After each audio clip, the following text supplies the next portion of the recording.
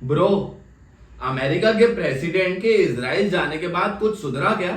अभी तक के हालातों को देखकर तो नहीं लग रहा कि कुछ सुधरा है। अच्छा, तो इजराइल हमास युद्ध की क्या नई अपडेट्स हैं? ब्रो, अभी अगर इजराइल और हमास युद्ध के बीच कोई सबसे बड़ी अपडेट कहें तो वो ये है कि वहां अभी 23 लाख लोगों के सामने भोजन, पानी, ईंधन व दवा समेत इलाज का भीषण संकट है, जिसे सॉल्व करने के लिए काफी सारे देशों की तरफ से मिस्र सीमा पर राफा के रास्ते कई ट्रक राहत सामग्री गाजा पहुंचा रही है। लेकिन दुनिया के सबसे सघन आबादी वाले क्षेत्र में भारी जरूरतों के आगे यह बहुत छोटी सी मदद मात्र है। खबरों के अनुसार अब तक जो ट्रक यहां पहुंचे हैं वे ऊंट के मुंह में जीरे के समान है। क्षेत्र में ईंधन की सबसे ज्यादा जरूरत है ताकि अस्पतालों के जनरेटर, बेकरियां शुरू हो। अस्पतालों में दवाओं, उपकरणों की आपूर्ति फलस्तीन के उत्तर में नहीं पहुंच सकी है। डब्ल्यूएचओ ने कहा गाजा पट्टी में 1/3 अस्पताल बढ़ते बोझ के बीच काम नहीं कर पा रहे हैं। यहाँ 2/3 क्लिनिक बंद है। डब्ल्यूएचओ ने कहा क्षेत्र में बड़ी तादाद में मानवीय मदद बेहद जरूरी है। तो अभी क्या स्थिति है गाजा की? गाजा की स्थिति वहां की परिस्थितियों की वजह से ही तो दिक्कत में है। इजराइल ने लगातार हमास के हवाई हमलों का जवाब दिया, गाजा की पूरी घेराबंदी की और लोगों को एनक्लेव के उत्तरी हिस्से को खाली करने का आदेश दिया, जिसके बाद हमास द्वारा संचालित स्वास्थ्य मंत्रालय के हवाले से बताया गया कि इजराइल की 16 दिनों की बमबारी में गाजा के कम से कम 4,600 लोग मारे गए, जिसमें से 1,750 बच्चे थे। यह प्रतिदिन औसतन 110 बच्चों का है। इस बीच इजराइल हमलों में कोई कमी नहीं आई, क्योंकि देश ने 23 अक्टूबर सोमवार तड़के गाजा पर हवाई बमबारी की और रात भर दक्षिणी लेबनान पर भी हमला किया।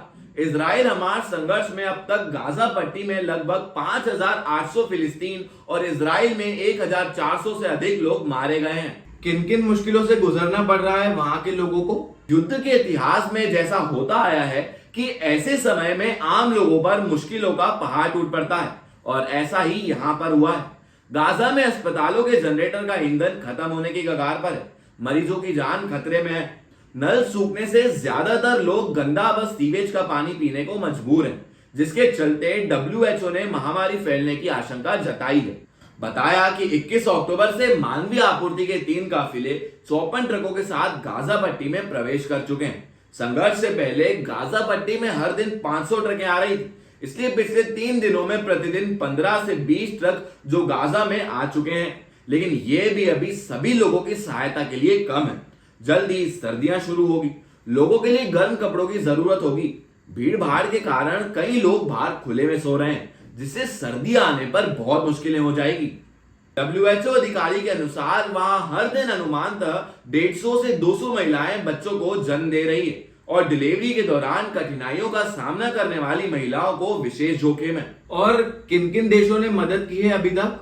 देख, एक समय पर इजराइल ने गाजा की भोजन, ईंधन और बिजली सप्लाई में कटौती कर दी थी, जिसके चलते वहां ईंधन, पानी, भोजन और दवाओं जैसे बुनियादी सामग्री की किल्लत हो गई थी। किल्लत अभी भी है, लेकिन अभी थोड़ी सहायता पहुंच रही है। वो इसलिए क्योंकि इस सब के बीच संयुक्त राष्ट्र, भारत, सऊदी अरब और तुर्की समेत कई देशों ने गाजा के लिए मानवीय सहायता भेजी है। भारत की बात करें तो भारत ने रविवार 22 अक्टूबर को फलस्तीन के लिए लगभग 6.5 टन मेडिकल एड और 32 टन आपदा राहत सामग्री भेजी।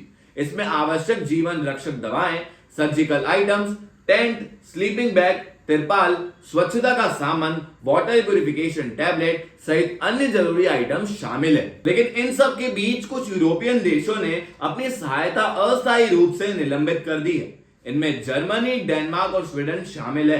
रिपोर्ट्स के मुताबिक इन देशों ने हमास के हमलों की प्रतिक्रिया के रूप गाजा को अपनी सहायता अस्थायी रूप से निलंबित की है। हाँ ब्रो, पर काफी सारे देश मदद सप्लाई कर रहे हैं ना, तो ये काफी नहीं है। देख, खबर लिखे जाने तक 3,000 टन सहायता सामग्री ले जाने वाले 200 से अधिक ट्रक मिस्र की ओर क्रॉसिंग के पास खड़े थे। मिस्र ने यूनिसेफ के प्रतिनिधि जेरेमी हॉपकिंस ने कहा कि यह सहायता गाजा में लोगों की जरूरतों को पूरा करने के लिए काफी नहीं है। गाजा में लोगों की मदद के लिए हर रोज 100 से 200 के बीच ट्रक भरकर सहायता सामग्री की जरूरत है। हर दिन लोगों की तकलीफें समय के साथ बढ़ती जा रही है। क्या ये युद्ध कब शांत होता दिख रहा है? देख ब्रो, मैं एक खबर बताता हूं, उसमें तुझे तेरा जवाब मिल जाएगा कि ये युद्ध रुक सकता है कि नहीं। अमेरिकी राष्ट्रपति जो बिडेन ने सोमवार 23 अक्टूबर को कहा कि इजराइल हमास के बीच जारी युद्ध को रोकने के बारे में चर्चा सभी बंधकों की हिराई के बाद ही संभव है। उन्होंने कहा कि गाजा युद्ध विराम के बारे में कोई भी चर्चा तभी हो सकती है जब हमास 7 अक्टूबर के हमले में इजराइल से जब्त किए गए सभी बंधकों को रिहा कर दे। वहीं उन्होंने अपने एक पोस्ट में कहा कि युद्ध के बीच कितना भी कठिन समय क्यों ना हो, हम शांति को नहीं छोड़ सकते।